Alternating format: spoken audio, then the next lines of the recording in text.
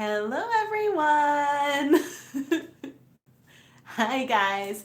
I am Rebecca from ChemKnits, and I have this package that has been sitting around for a while that I wanted to open up.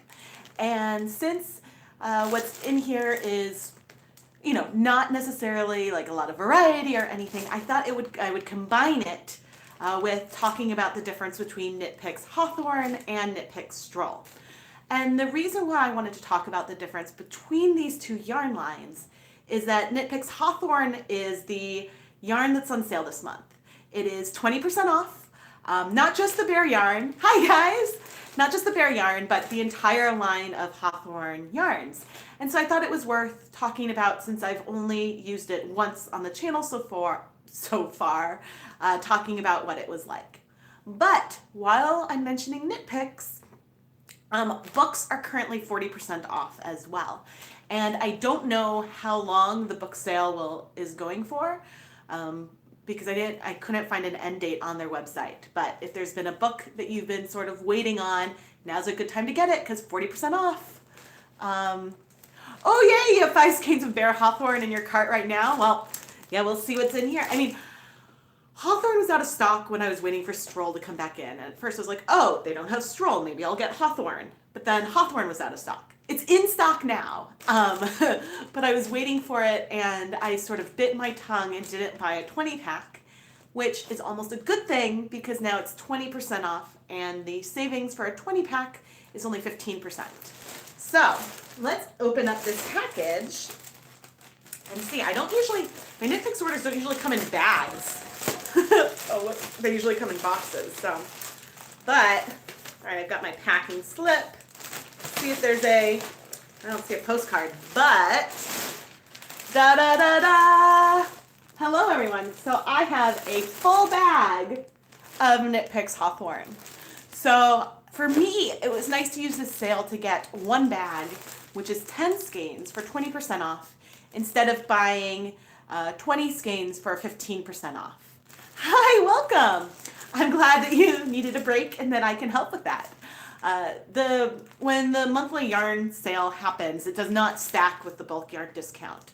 So if you were to buy 20, you wouldn't get 15% off the sale price, you would get 15% off the normal price. The bulk packs are priced as marked, and the only time sales work on those is when there's like a blanket 10%, 15% off the whole website. But yay, 10 skeins of Hawthorne. So let me now talk about Hawthorne and Stroll. So here's a close-up. Maybe, I don't know how well the definition. I'm not sure how well the resolution is coming through. This is Hawthorne, and here is Stroll. Now, I use Stroll a lot. Stroll is 75% superwash merino, 25% nylon, fingering weight. And it dyes beautifully, as you have seen on the channel.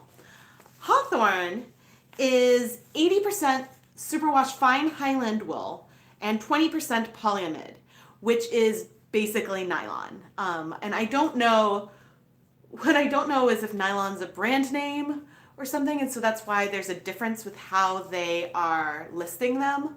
But the fiber content is ultimately extremely similar.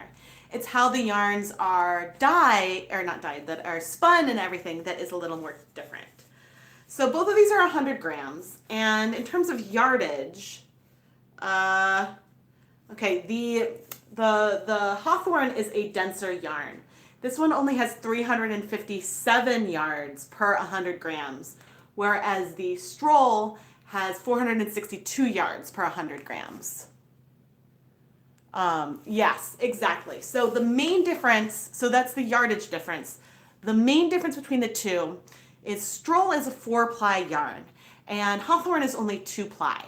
And so because of that, I would say that they're both extremely soft, but Stroll is a smoother yarn. And I think that when you make fabric, the stitches because it's smoother, are a little more likely to disappear. But with the sort of a little more rustic feeling of the 2-ply yarn, you might get some better stitch definition. And I'll show some examples in a minute. Nylon So what I don't understand, because nylon is a polyamide, like that's what nylon is. So I don't know if like I don't know which one is the like nylon, like if you were to do the Venn diagram, which one would be in the middle of the other. But they are in the same family of fibers, certainly. But like I mean, even if you look on their website, they say polyamide and then parentheses nylon. So I believe they say that's what they say. I'm double checking now. Because I think that's what I'd read on their website before. Yeah, no, they even have the parenthetical nylon on their website. Well, my voice. We got some colds in the Brown house right now. Okay, but so let's see if I can give, and of course when I go in really close, I don't know. Since I'm on my phone, I have to see if I can really see the difference. Okay, you can kind of see how on the Hawthorne, you can see a bit more of the twist in there. So, okay, but now I think that in general, the two of them should take up dye very, very similarly. I have not dyed both the exact same way to have a true comparison. I know one of you just said that the Hawthorne dyed more vividly. I think that, the colors that I've picked came from, I made a homemade sock blank with the Hawthorne. And this is the one that I dyed with Hawthorne, and I used some spray colors and a bunch of different sprinkles on here to get some really, really nice speckling. And so I think that some of the differences in colors that we see here have to do with the differences in the technique. Here's one of the Stroll blanks that I did. And so the colors here happen to be more muted, not because I think of the fiber type, because of the technique that I used, but you can get, I tried to pick them because they're somewhat similar. Let's see if I can zoom in. I don't want it to focus on my face.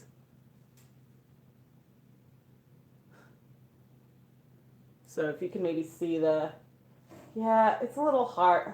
I don't know if on the replay it'll come in with a little better resolution, but it's easier to see because it's 2-ply. You can see the 2-plies better on the Hawthorne than you can on the Stroll. Like it's hard when you're looking at it, especially dyed, to separate the individual plies with your eye, which isn't a bad thing. And I think that you would probably be able to get really durable socks or something from the Hawthorne, and it's a really lovely yarn. But it's different enough that it could be worth playing with both Hawthorne and Stroll, because even though the fiber contents are the same, the base yarn, the twist and everything is different. It would be a lot harder for me to justify getting both, say, Felici and Stroll, which are both, because those are both 75% superwash merino, 25% nylon. And even though they're both 4-ply, it's just there's a little bit more twist in the Felici, so it ends up being a little denser and shorter. So this Hawthorne is brighter, but that's again because of the technique. There was more dye present here than, I think this had a total of 9 drops of dye. So I don't think that the brightness has to do with the Hawthorne as much as the type of dye that I used. If you go through and look at the summary from the Sock Blank Special, I got a lot of really bright colors on the Stroll as well. But it could be fun to, I guess, side by side play with Stroll and Hawthorne with sprinkles to see if one of them really does look brighter than the other. But I doubt that if you were going to do the exact same technique on both of them, you would see too much of a difference besides the difference inherent in the yarns themselves, if that makes sense. But, it's just, I guess I've never found a yarn that I didn't say, ooh, it dyes beautifully. But the Hawthorne definitely took the color. That gives me something to do. Hey, my list is only getting longer and longer, and it's not a bad problem to have. But yeah, and it's funny, you can actually see some difference just from the way that it hangs. I think that there's a little bit more weight to the Hawthorne. So maybe, maybe it would be better. I've used Stroll for like a hitchhiker scarf once, but I think that with Hawthorne, I think that they both have like a nice drape, but the Hawthorne has some more weight to it. So maybe it would, yeah, it'd be nice to see how it holds up with lace work. Do I have a video on how I dyed these yarns? So this one I dyed in the Sock Blank Special 2 Random Patterns live stream. And the video was streamed on February 26th, in case that helps. Here's the label. And so this was one, and I don't put the date that I unraveled. It's featured in an unraveling live stream as well. But this blank I put in a pot and sort of poured different dyes on top of it. And it ended up giving it this really sort of mottled, almost marble-like or water-like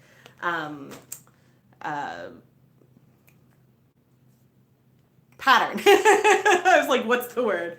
Okay, and then this one, the Hawthorne blank that I made by hand, it was a blank I made in the round on, I think I did it on my Singer knitting machine. This one was from the Speckles, Sprinkles, and More. I guess it was Sprinkles, Speckles, and More live stream that was streamed on March 2nd. And the reason why I'm giving the dates is because that can help you find the right live stream. But this one I did in there, and I did, I think one side I sprayed with the teal, and then the other side I put a bunch of different sprinkles on.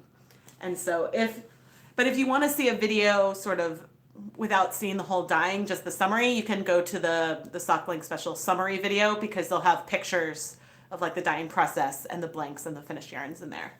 But yeah, so, but there was actually one day I wanted to almost to do an experiment and do like Felici, Stroll, and Hawthorne. But initially, because the fiber content of Hawthorne was so similar to Stroll, the first time I bought it, I only bought one skein because I didn't think it was worth necessarily having it around. But then I realized that in terms of like a sock yarn, especially, since I thought that it would be another fun way to bring a little more variety into my videos, because sometimes I know that I tend to reach for the same yarns over and over because I have a comfort zone, and the scientist in me likes to do the same techniques on the same bases because I could compare it to what I've done before.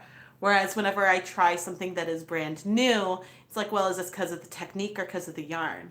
But I am starting to film and edit more videos using a wider range of yarn bases, because ultimately the techniques can translate from yarn to yarn pretty well. But then if something surprising comes up, we can always go back and try it again on one of the old familiar ones.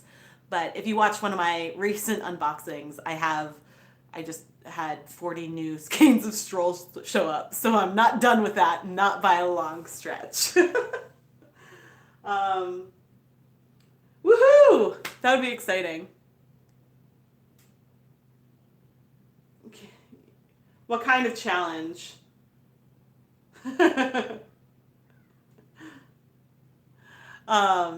Yeah, oh gosh, so I did, yeah, I've got a lot of new videos that I'm working on editing right now, which I think are going to be so much fun. I've been pushing myself with new techniques, and this summer, when it starts getting warm out, I plan to start doing some more and playing with my kit of natural dyes and playing around with mordants and natural dyes and doing more of that. And I know some of you are patrons from my Patreon page, and I've got more cellulose-based fiber videos that will be coming up. And there's a lot of interest in that with the summertime coming. So I think that I might sometime this summer do like a cotton series or something, and do like a week with a bunch of cotton dyeing videos or something. Certainly I'm going to have an indigo dye a fire themed yarn. Ooh, red, orange, yellow, and black.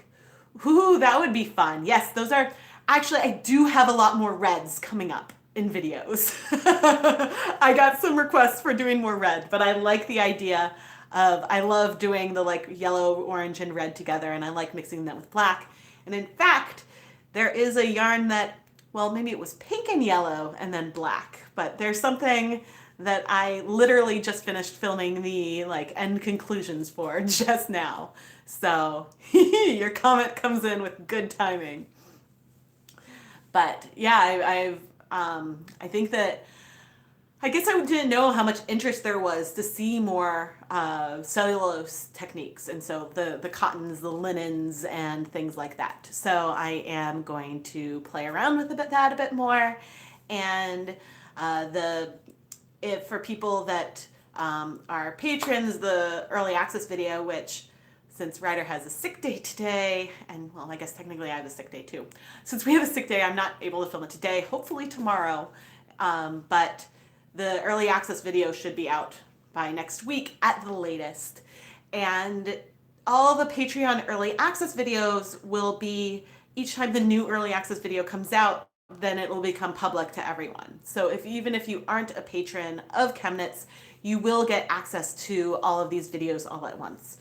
But, or not all at once, but you'll get access to them eventually. They'll be made public on YouTube. So you guys don't have to worry about missing out on any content or anything like that. But yeah, I thought that it was worth, talking a little bit about, oh, thank you. Yeah, so yeah, today's a really big day for me. So today, Dye Pot Weekly number 35 came out. And in that video, I went and recreated the first hand-painted colorway I ever did. So back in the day, I, decided that I wanted to start with like the 3 primary colors, and I started with Kool-Aid, and then I sort of divided each one into 4, and then added food coloring drops to each one, took a little swatch on a paper towel, and sort of arranged them into a rainbow based on the way that the colors mixed. So I decided to go back and look at those notes from, I forget how many years ago that was, and recreate the colorway on the wool acrylic blend that I dyed originally, but also on 100% wool, to compare how those, like the dye would look on each of them. And so it was fun to sort of close off the Kickstarter by looking back at one of my first ever projects, which wasn't even done on video, that was just done on the blog. And so it was fun to sort of come full circle as I was bringing that Kickstarter to a close. And yeah, it's not bittersweet at all, but it's a little sad to be like, okay, the Kickstarter's done. Oh, now I'm moving on, but I have some projects that I'm working on that will be really exciting, I think. And I think that you guys will really, really like. So hopefully by the end of the month, I'll have a new announcement. But yeah, for now, I think that, I think that we can have a lot of fun. And so the Kickstarter's over, but I also just uploaded Dye Pot Weekly episodes 42 and 43 to the channel. So I'm still going strong. I have plenty of ideas and new techniques for me to explore, and I think that we are going to continue to have a lot of fun. But anyway, I thought it was worth popping on since the sale yarn of the month this month is a wool-based yarn, and there's a bare yarn that's included in that sale. I thought it was worth coming on and telling you guys a little bit about it in case you wanted to give it a try. And so, yeah, and also just to compare it side by side with the Stroll, I thought would be helpful. So you can see. So, is it, like, they're both very, very soft. I think that the Stroll is a little bit airier and lighter. Clearly it has more yardage than the Hawthorne. And so the Hawthorne's a tiny bit heavier, but it also gives it some really nice drape. Oh, thank you. Yeah, I think that since starting the blog ChemKnits, like almost 10 years ago, it's been a way for me to challenge myself to try new things and to push further. And so with this Kickstarter especially, I decided, over last summer that I really wanted to sort of go all in on making videos. And I did the Kickstarter to help fund the materials, but also to give me some accountability so that way I would release videos every week. And I found that, people who've been fans of mine for years got really excited and jumped on board, and then also a bunch of new people discovered me. And together, I think that now that there's this really great community, and it's really inspires me to keep like looking at really some strange ways. I mean, I don't think I ever would have tried dyeing yarn with Halloween candy if people hadn't been asking me about it. But I was like, all right, let's go for it. And some of these sillier experiments end up being some of the most fun. And so I love sort of going for it, because the worst that happens is you'll end up with, the worst that happens is you destroy your yarn, which I have not done yet. The second worst that happens is you end up with a color you don't like, but you can always over dye it. So I hope that my videos have helped encourage you guys to try dyeing at home. And yeah, I look forward to making many, many more videos. So thank you so much for hanging out and supporting the channel. Oh, you guys are all so sweet. But anyway, I am going to go head off and give my voice a rest. Yay!